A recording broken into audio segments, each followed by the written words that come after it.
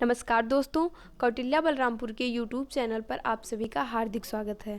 आइए इन्वायरमेंट से संबंधित कुछ प्रश्नों पर चर्चा करते हैं जो परीक्षा की दृष्टि से अत्यंत महत्वपूर्ण है। हमारा पहला प्रश्न है, विश्व पर्यावरण दिवस कब मनाया जाता है? विकल्प है 2 दिसंबर, 5 जून, 16 सितंबर और 11 जुलाई। विश्व पर्यावरण दिवस 5 जून को मनाया जाता है। इसकी शुरुआत 1972 के स्टॉकहोम सम्मेलन के दौरान हुई थी। विश्व पर्यावरण दिवस 2022 का मुख्य विषय ओनली वन अर्थ रहा। 2 दिसंबर पर आते हैं। 2 दिसंबर को राष्ट्रीय प्रदूषण नियंत्रण दिवस के रूप में मनाया जाता है। ये दिवस वर्ष 1984 से भोपाल गैस त्रासदी में मारे गए लोगों के सम्मान में मनाया जाता रहा है। भोपाल गैस त्रासदी मिसाइल आइसोसाइनाइड के रिसाव के कारण हुई थी।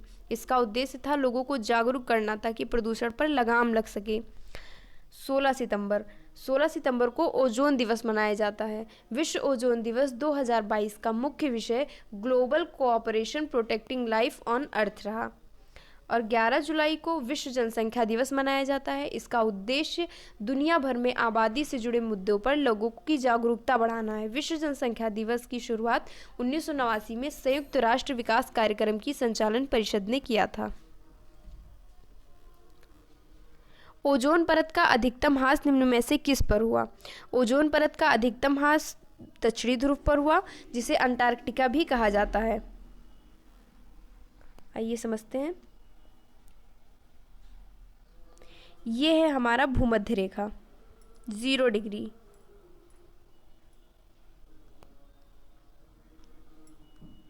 ये है कर्क रेखा 23.5 डिग्री उत्तरी अक्षांश।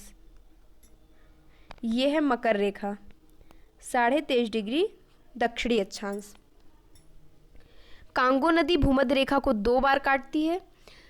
भूमध्य रेखा 13 देशों, 3 महाद्वीपों और 3 जल निकायों से होकर गुजरती है। भूमध्य रेखा Ecuador, Colombia, Brazil, Sao Tome Principe, Gabon, Congo, Uganda, Kenya, Somalia, Maldives, Indonesia और किरिबाती से होकर गुजरती है। आइए चलते हैं अगले प्रश्न की तरफ। एम.एस. स्वामीनाथन एक पत्रकार थे, कृषि वैज्ञानिक थे, पक्षी वैज्ञानिक थे या पारिस्थितिकी वैज्ञानिक थे? एम.एस. स्वामीनाथन एक कृषि वैज्ञानिक थे। इन्हें भारत में हरित क्रांति का जनक भी कहा जाता है। भारत में हरित क्रांति की शुरुआत 1966-67 के दौरान हुई थी और विश्व में हरित क्रांति का जनक नॉर्मन बोरलॉग को माना जाता है। बात करते हैं पक्षी वैज्ञानिक की, तो सलीम अली एक पक्षी वैज्ञानिक थे और सलीम अली पक्षी अभ्यारण्य जम्मू कश्मीर में अवस्थित है। चलते हैं अगले प्रश्न की तरफ। निम्नलिखित में से किसमें सर्वाधिक जैव विविधता पाई जाती है? उष्णकटिबंधीय सदाबहार वर्षा वन बायोम में सर्वाधिक जैव विविधता पाई जाती है। वर्ष 1993 में संयुक्त राष्ट्र महासभा ने जैव विविधता से जुड़े मुद्दों पर जागरूकता बढ़ाने के लिए 22 मई को जैव विविधता दिवस मनाने का निर्णय लिया। जैव विविधता दिवस 2022 का मुख्य विषय सभी जीवों के साझे भविष्य का निर्माण करना था। चलते हैं अगले प्रश्न की तरफ।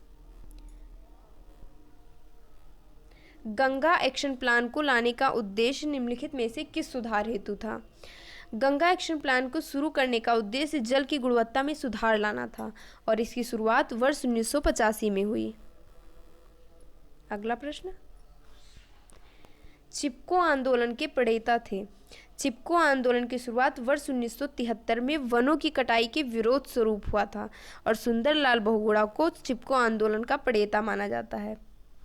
बात करते हैं मदर टेरेसा की, तो मदर टेरेसा एक रोमन कैथोलिक नन थी जिन्होंने 1948 में स्वेच्छा से भारतीय नागरिकता ली। इन्हें 1979 में नोबेल शांति पुरस्कार और 1980 में भारत का सर्वोच्च नागरिक सम्मान भारत रत्न प्रदान किया गया।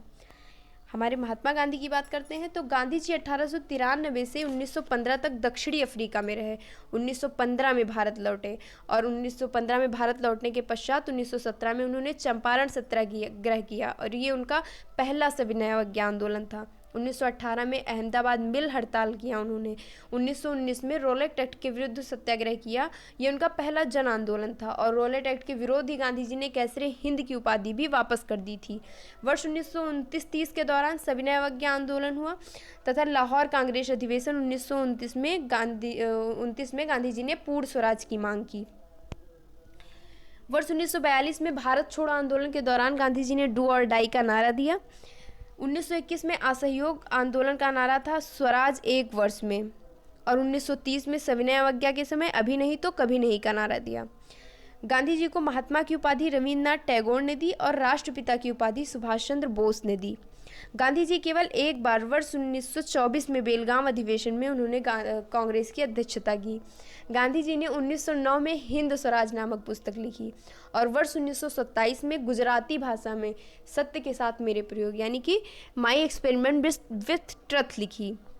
और 30 जनवरी 1948 को जब नाथूराम गॉडसे ने गांधी जी को गोली मारी तो स्टैनले जोन्स ने कहा हत्यारे की गोलियां महात्मा गांधी और उनके विचारों का अंत करने के लिए चलाई गई थी, परंतु उनका परिणाम ये हुआ कि वे विचार स्वच्छंद हो गए और मानव जाति के लिए मिसाल बन गए। हत्यारे ने गांधी की मार करके उन्हें और महान बना दिया। हमारा अगला प्रश्न है, गैसीय अपशिष्ट हैं। हमारा विकल्प है सब्जी एवं फलों के छिलके, घरों एवं नालियों का गंदा पानी, खेत खलिहानों से निकलने वाला कचरा और लकड़ी कोयला से जलने वाला धुआं। लकड़ी, कोयला, डीजल एवं पेट्रोल को जलाने से विभिन्न प्रकार की गैसें और धुएं की उत्पत्ति होती है। कोयला, पेट्रोल और डीजल के दहन से मुख्यतः कार्बन डाइऑक्साइड और नाइट्रोजन वायु में व्याप्त होते हैं, जो वायु प्रदूषण का प्रमुख कारण है। हमारा अगला प्रश्न है, दूध से दही बनाने के लिए कौन से सूक्ष्मजीवी उत्तरदायी हैं? हमारा विकल्प है एस्परजिलस, रेट्रोवायरस, स्ट्रेप्टोकोकस और लैक्टोबैसिलस। दूध से दही बनाने के लिए की प्रक्रिया क्या कहलाती है? किण्वन कहलाती है। इस प्रक्रिया में भाग लेने वाले जीवाणु लैक्टोबैसिलस कहलाते हैं। बात करते हैं रेट्रोवायरस की, तो रेट्रोवायरस आरएनए वायरस का एक कुल का है। मानव में एड्स फैलाने वाले जो HIV वायरस होते हैं वो इसी रेट्रोवायरस कुल के सदस्य होते हैं। अगला प्रश्न, वायुदाब नापने के लिए किस यंत्र का प्रयोग किया जाता है? वायुदाब नापने के लिए बैरोमीटर का प्रयोग किया जाता है। सिस्मोग्राफ का प्रयोग भूकंप मापने के लिए, थर्मामीटर का प्रयोग ताप मापने के लिए और हाइग्रोमीटर का प्रयोग आर्द्रता मापने के लिए किया जाता है। अगला प्रश्न, दक्षिणी गोलार्ध का सबसे लंबा दिन किस दिन होता है?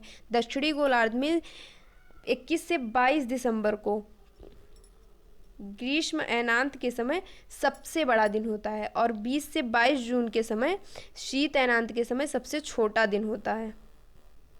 आज के लिए इतना ही। धन्यवाद।